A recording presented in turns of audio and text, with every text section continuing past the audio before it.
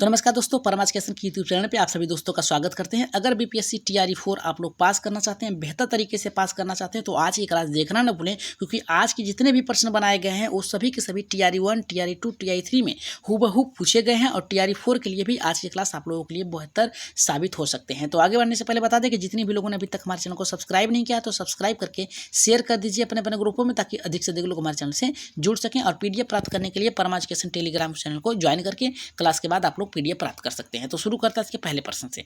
तो पहला प्रश्न हमारा यहाँ पे देखिए क्या कर रहा है, सभी के सभी प्रश्न व्याख्या के साथ रखे गए हैं, डाउट आपके क्लियर होते जाएंगे। तो यहाँ पे कह रहा है पहला प्रश्न कि महात्मा गांधी ने भारत में पहली बार सत्याग्रह कहाँ पे किया था। देखिए यहाँ पे पहली बार की यहाँ पे क्या है, सत्याग्रह की बात किया है, यानी सर्वप्रथम कहाँ पे किया था।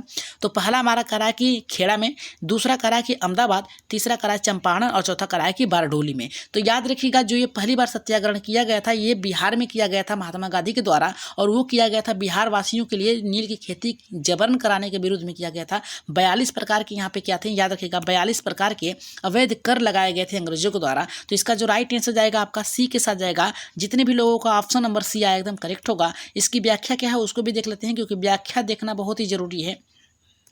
यहाँ पे कह रहा है कि जो आंदोलन की शुरुआत थी ये सर्वप्रथम जो शुरू हुई थी 1917 से लेकर 1918 के बीच में लिया गया था, और जो इसका मुद्दा था ये किसानों और मजदूरों के दमन के विरोध में किया गया था। और हालात की अगर बात करें तो जबरन नील की खेती करवाना और 46 प्रकार के अवैध टैक्स की वसूली के लिए था ये। और महात्मा गांधी की इसमें भूमिका क्या थी, तो याद रखिएगा इसमें जो इनकी भूमिका थी इसके अंतर्गत ये दखल देने का आंदोलन को ताकत मिली थी। इन्होंने जब दखल दिया था तो आंदोलन को ताकत मिल गई थी, यानी इसका विरोध होने लगा। और नेक्स्ट कह रहा है कि महात्मा गांधी ने अंग्रेज अधिकारियों से संवाद किया था कि इस पर अधिक कर न लिया जाए। और यहाँ पे तीसरा कह रहा है कि किसानों के बयान दर्ज हुए और कानूनी जांच भी हुई कि किस प्रकार से उनकी अवैध वसूली की जा रही है। और सत्याग्रह में यहाँ पे सुधार की बात कर रहा है, तो सुधार के अंतर्गत ये कहा गया है कि 1 महीने में जाँच कमेटी को गठित किया गया था। और चंपारण यहाँ पे करा एग्रीरियन बिल पास हुआ था। और यहाँ पे तीसरा करा कि नील कठिया समिति अवैध जो कानून थे उसे खत्म कर दिया गया था। और आंदोलन में बड़े नेता कौन कौन से थे, तो याद रखिएगा महात्मा गांधी थे, आचार्य कृपाणी थे, डॉक्टर राजेंद्र प्रसाद थे, और उनके जो डॉक्टर अनुग्रह सिंह थे इन्होंने भी इसमें बढ़ चढ़ के हिस्सा लिया था। अगर इसकी बात किया जाए तो ये कह रहा है हमारा कि 1917 में गांधी जी ने चंपारण बिहार के किसानों में नील की खेती से जुड़े शोषण के विरुद्ध सत्याग्रह किया था। और उसका भारत में पहला, याद रखिएगा जो महात्मा गांधी जो थे इनका भारत में पहला जो सत्याग्रह था जन आंदोलन के नाम से जाना जाता था। और महात्मा गांधी भारतीय राजनीति में यहाँ से ही प्रवेश करने लगे थे, और इनकी शुरुआत माना जाता है 1917 से 1918। कहीं कहीं आपको 1917 नहीं होगा, कहीं कहीं 1918 होगा, तो आप दोनों में से किसी भी को टिक कर सकते हैं, सही होगा आपका आंसर। आगे बढ़ते हैं यहाँ पे दूसरे प्रश्न पे। क्लास बेहतर लगे तो सब्सक्राइब जरूर करिएगा। यहाँ पे कह रहा है कि दूसरा प्रश्न हमारा ये कह रहा है कि खेड़ा सत्याग्रह किससे संबंधित था। तो पहला कह रहा है कि मजदूर आंदोलन से, दूसरा कर माफी से, तीसरा कह रहा है शिक्षा आंदोलन से, और चौथा कह रहा है कि महिलाओं के अधिकार से। तो यहाँ पे देखिए कह रहा है खेड़ा जो था ये कर माफी के लिए था। याद रखिएगा किसके लिए था, कर माफी, यानी अधिक कर जो लगते थे उसके विरुद्ध जो था ये खेड़ा सत्याग्रह किया गया था। इसकी व्याख्या क्या है उसको भी देख लेते हैं। ये भी महात्मा गांधी के द्वारा ही किया गया था।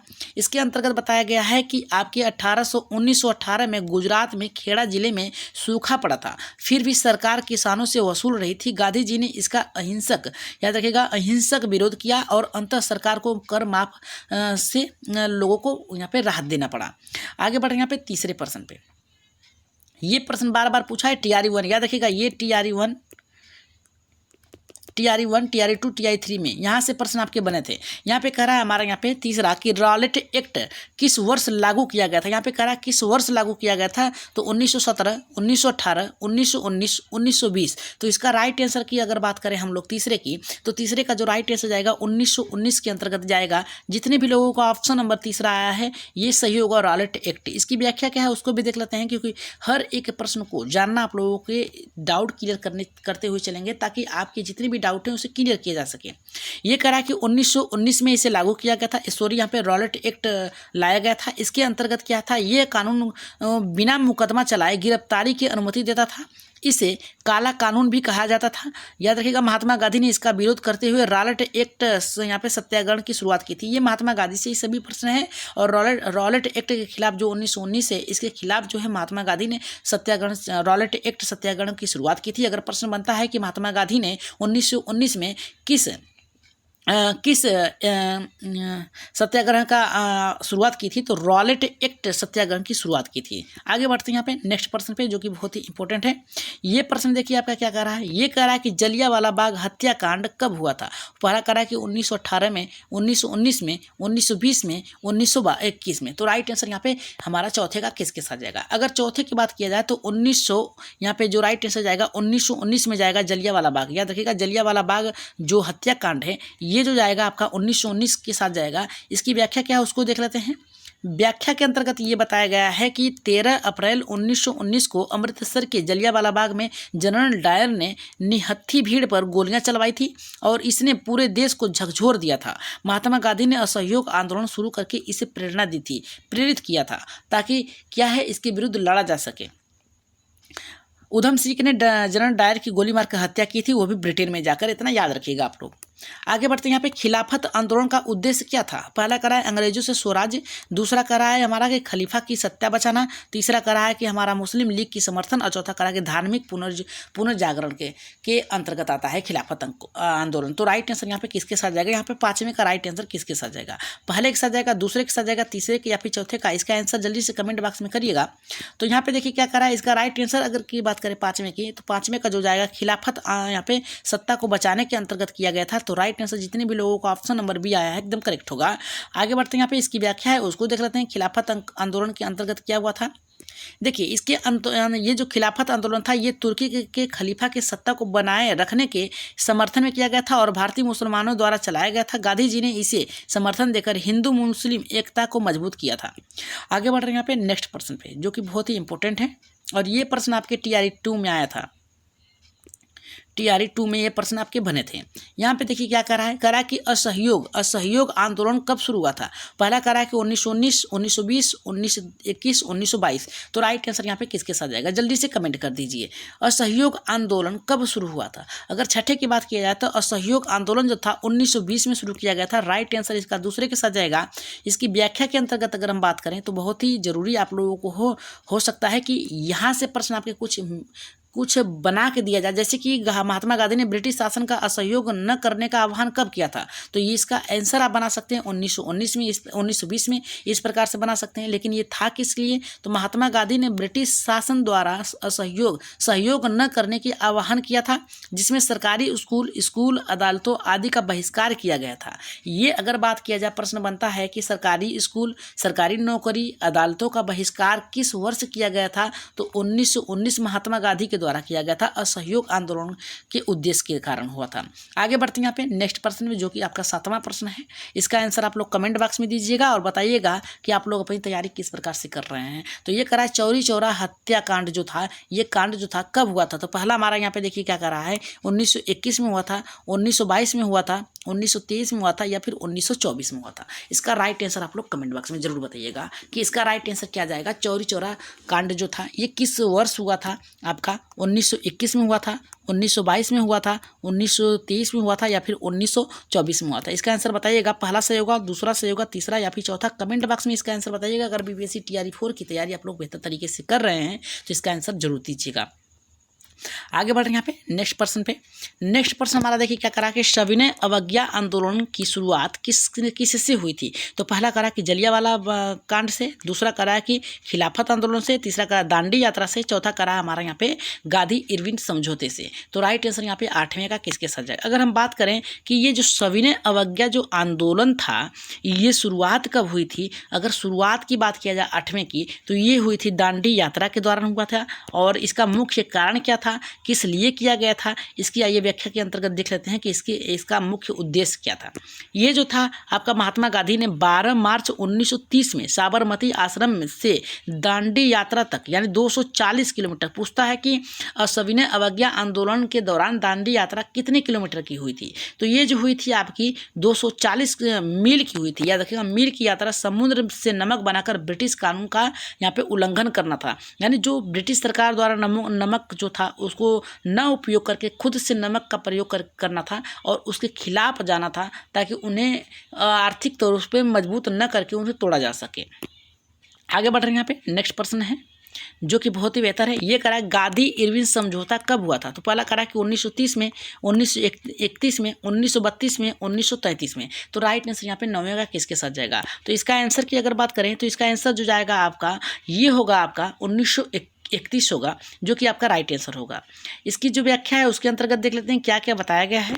बताया गया है कि इस समझौते के अंतर्गत गांधी जी ने सविनय अवज्ञा आंदोलन वापस लिया था, याद रखिएगा, वापस लिया था और लेने से असहमति जताई थी। याद रखिएगा, जो ये समझौता था इसके अंतर्गत महात्मा गांधी ने कहा था कि ये सविनय अवज्ञा जो आंदोलन है उसे वापस नहीं लिया जा सकता, और इसमें जो सरकार से राजनीतिक बंदियों को रिहा किया जाए तब इसके बाद क्या है इसे वापस लिया गया था। और ये कब हुआ था, 1931 में हुआ था। और क्या क्या थे इसके मुख्य मायने उसको भी देख लेते हैं। यहाँ पे बताया गया कि 5 मार्च 1931 में महात्मा गांधी और लॉर्ड इरविन ने के बीच ऐतिहासिक समझौता हुआ। इस समझौते के अंतर्गत इस समझौते के तहत दांडी मार्च के राजनीतिक बंदियों को रिहा करना था, और साथ में बताया गया था इस समझौते के बाद भारतीयों को फिर से नमक बनाने का हक मिल गया था, यानी खुद से वो नमक बना सकते थे। इरविन समझौता था। आगे बढ़ रहे हैं यहाँ पे। नेक्स्ट प्रश्न जो है आपका 10वां। अगर क्लास बेहतर लग रही है, याद रखिएगा, क्लास बेहतर लग रही है तो सब्सक्राइब जरूर करिएगा, चैनल को सब्सक्राइब करके शेयर कर दीजिएगा। यहाँ पे 10वां करा है कि पूना समझौता किसके बीच में हुआ था, तो पहला करा कि महात्मा गांधी डॉक्टर अंबेडकर के बीच हुआ था, दूसरा गांधी जी और नेहरू के बीच में हुआ था, तीसरा गांधी जी और बोस के बीच हुआ था, चौथा करा कि गांधी जी और इरविन के बीच हुआ था। तो 10वें का राइट आंसर की बात करें जाए तो ये जो तो हुआ था आपका महात्मा गांधी और डॉक्टर भीमराव अम्बेडकर जी के मध्य हुआ था पूना समझौता। इसके अंतर्गत क्या क्या हुआ था ये जान लेते हैं। देखिए, इसके अंतर्गत बताया गया है कि 1932 में, याद रखिएगा, 1932 में अछूतों के लिए पृथक निर्वाचन के विरोध में महात्मा गांधी ने आमरण अनशन किया, जिसके बाद पूना समझौता हुआ। और क्या क्या थे इसके मायने उसको देख लेते हैं। देखिए, ब्रिटिश सरकार ने घोषणा की थी कि एक दलित अल्पसंख्यक है, दूसरा करा कि यहाँ पे दलित अल्पसंख्यक है, दूसरा करा कि उन्हें पृथक निर्वाचन मंडल प्रदान किया जाए। और गांधी जी ने आमरण अनशन क्यों किया था, तो क्योंकि ये हिंदू समाज को 2 भागों में बांट देता। दूसरा करा हमारा अदृश्यता यहाँ पे स्थगित हो जाता। और इसके मुद्दे क्या थे, इस मुद्दे पर महात्मा गांधी ने अम्बेडकर के बीच में पुणे यरवदा जेल में समझौता हुआ था, यरवदा जेल में हुआ था। और याद रखिएगा, ये अगर प्रश्न बनता है कि महात्मा गांधी और यहाँ पे अम्बेडकर जी के बीच में कहाँ पे हुआ था समझौता, तो ये पुणे के यरवदा जेल में समझौता हुआ था, जिसमें अंग्रेजों की फूट डालो राज करो की नीति को यहाँ पे सफल नहीं होने के लिए ये समझौता हुआ था महात्मा गांधी और अम्बेडकर अम्बेडकर के द्वारा पूना समझौता इसे माना जाता है। नेक्स्ट हमारा यहाँ पे देखिए क्या करा है, 11वां करा कि भारत छोड़ो आंदोलन कब हुआ था, करा कि 1940 में, 1941 में, 1942 में या फिर 1943 में। तो इसका राइट आंसर की अगर बात करें जाए 11वें की, तो ये जो हुआ था आपका 1942 में हुआ था। भारत छोड़ो आंदोलन महात्मा गांधी के द्वारा यहाँ पे शुरू किया गया था। व्याख्या क्या है उसको देख लेते हैं, बहुत ही इंपॉर्टेंट है।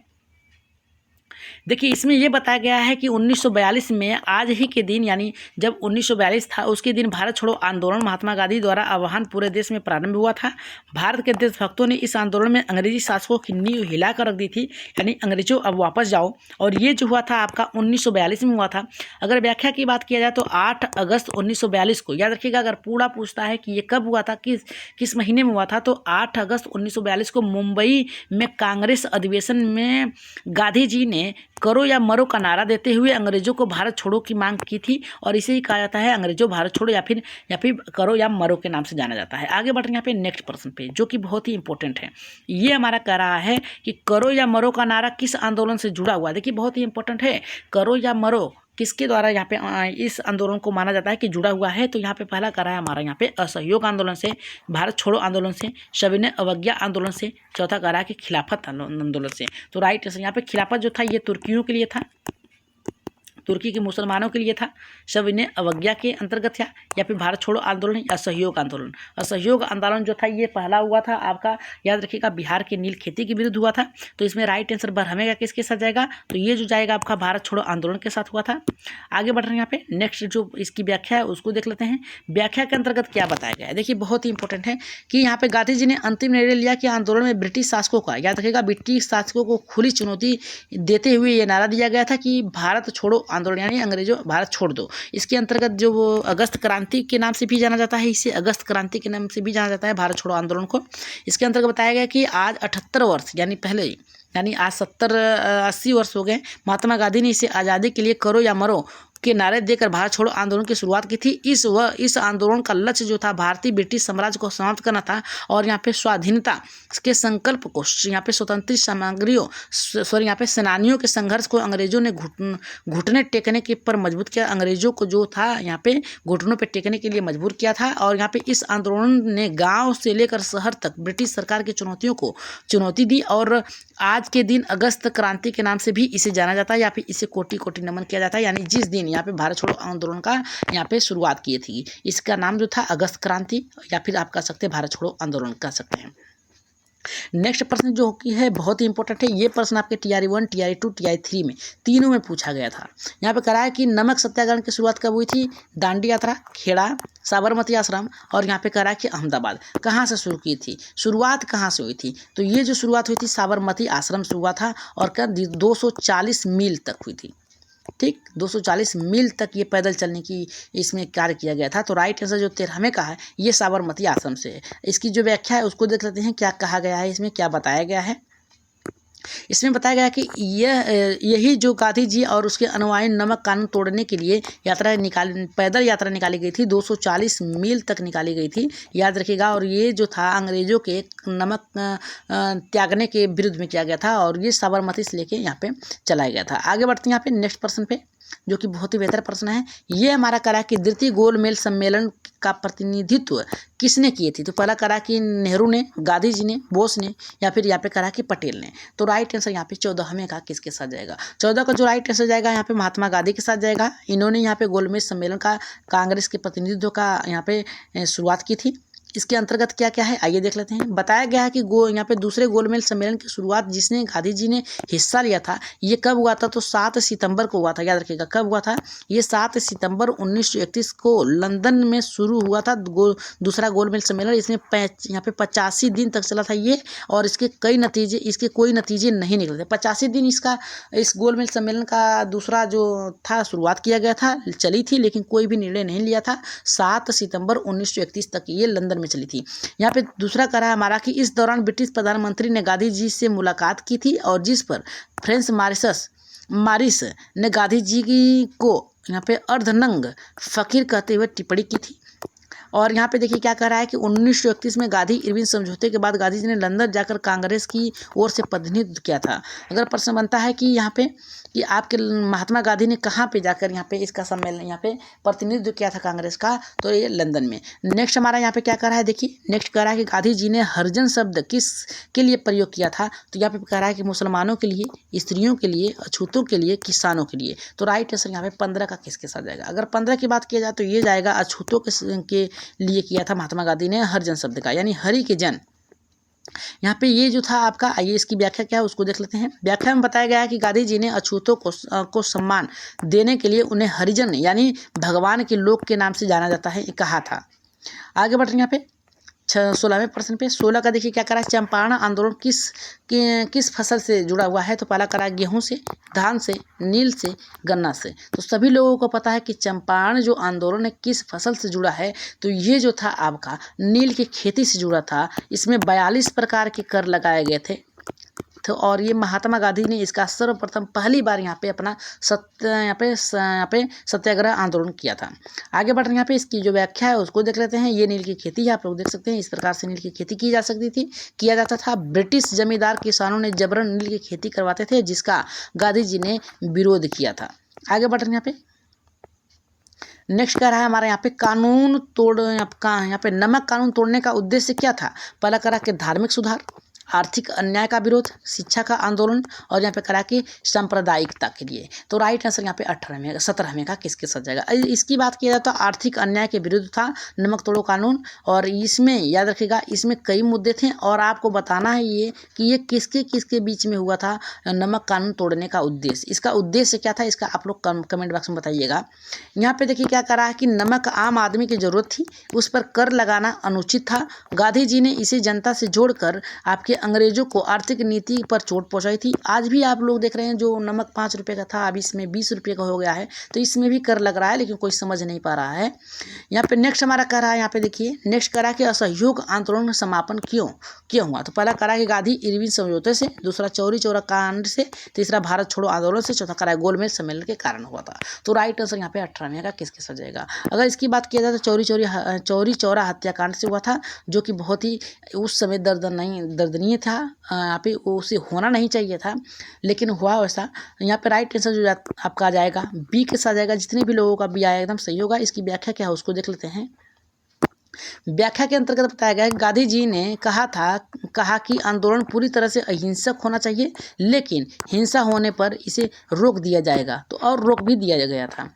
नेक्स्ट जो है 19वां प्रश्न जो है बहुत ही बेहतर है। ये TRE 3 में आपके पूछे गए थे प्रश्न, याद रखिएगा। TRE 3 में ये प्रश्न पूछे गए थे कि गांधी जी द्वारा दिया गया स्वराज का अर्थ क्या था। पहला करा केवल स्वतंत्रता, दूसरा करा कि आत्मनिर्भरता, तीसरा करा कि स्वशासन और आत्मनिर्भरता दोनों, और चौथा करा है कि यहाँ पे विद्रोह। तो राइट आंसर यहाँ पे 19वें का किसके साथ जाएगा। तो राइट आंसर यहाँ पे जितने भी लोगों का आएगा यहाँ पे तीसरा एकदम सही होगा, ऑप्शन नंबर सी सही होगा, स्वशासन और आत्मनिर्भरता दोनों ही था। आगे बढ़ते हैं, इसकी व्याख्या क्या है उसको देख लेते हैं। व्याख्या के अंतर्गत क्या बताया गया है। बताया गया है कि स्वराज का अर्थ गांधी जी ने केवल अंग्रेज से मुक्ति के लिए नहीं, बल्कि यहाँ पे भारतवासियों को आत्मबल प्रदान और नैतिकता के लिए किया गया था। आगे बढ़ते हैं। यहाँ पे आज की क्लास का लास्ट प्रश्न है, बहुत ही इंपॉर्टेंट है। करा कि गांधी जी ने के विचारों की प्रेरणा किससे अधिक प्रभावित है। पहला करा है कि नेहरू से, बुद्ध से, यहाँ पे टॉलस्टॉय और यहाँ पे थारो से, और चौथा करा है यहाँ पे हमारा बोस से। तो राइट आंसर यहाँ पे किसके साथ जाएगा 20वें का। देखिए 20वें का जो राइट आंसर जाएगा यहाँ पे टॉलस्टॉय और यहाँ पे थारो से था। इसकी व्याख्या क्या है उसको भी देख लेते हैं, फिर इसके बाद क्लास को समाप्त किया जाएगा। यहाँ पे हमारा बता रहा है कि टॉलस्टॉय और थारो से था। गांधी जी ने अहिंसक और सत्याग्रह सिद्धांत और टॉलस्टॉय यहाँ पे थारो और यहाँ पे जॉन स्किन के विचारों से प्रेरित होकर किया था। और ये थे आज की इम्पोर्टेंट प्रश्न, लेकिन उससे पहले सब्सक्राइब करके शेयर कर दीजिएगा अपने अपने ग्रुपों में, और टेलीग्राम चैनल को ज्वाइन कर लीजिएगा। टेलीग्राम ज्वाइन करने के बाद PDF आप प्राप्त कर सकते हैं। अगर PDF आप लोगों को नहीं मिलता है तो आप लोग कमेंट कर सकते हैं इस नंबर पे 8299 52 49 पे मैसेज करके आप क्या है ग्रुप में जुड़ सकते हैं। और वहाँ पे आपको PDF सभी लोगों को मिल जाएगा। तो ये थी आज की क्लास। अगर बेहतर लगे तो सब्सक्राइब जरूर करिएगा, और जाते जाते एक बार शेयर कर दीजिएगा अपने अपने ग्रुपों में, ताकि अधिक से अधिक लोग हमारे चैनल से जुड़ सकें। ठीक, तो आज के लिए इतना ही, धन्यवाद।